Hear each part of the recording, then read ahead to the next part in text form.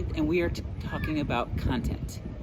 It is very important that the content step and thinking about the content comes after your evaluation of the audience, because your content must be relevant to your audience.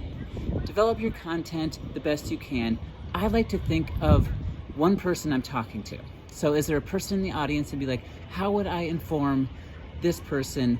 Then I generalize that person to more and more people, and that's how I develop my content. It works for me, and I have my own style, and I really work well with my style, and you'll develop your style over time. So if it seems frustrating to develop the content and narrow down, that's okay. It's totally okay. Give yourself some extra time and also some grace, because you're doing a great job. One thing you must talk about, as mundane as it seems, is definitions.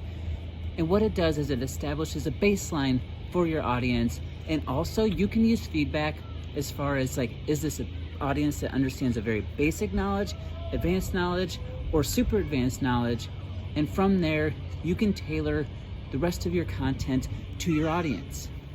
And a very important piece is also to know how long you have, and do not go over time.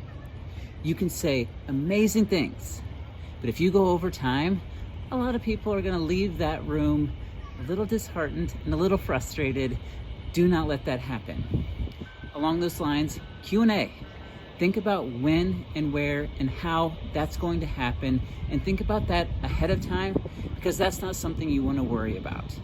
In summary, think about your definitions. Make sure your definitions are relevant to the audience, or use the definitions to evaluate what skill level your audience is.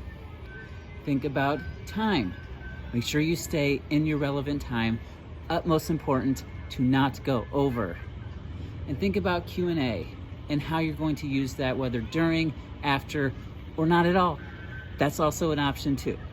Thank you so much for listening to my video on content. Thank you so much for following along on these basics of public speaking.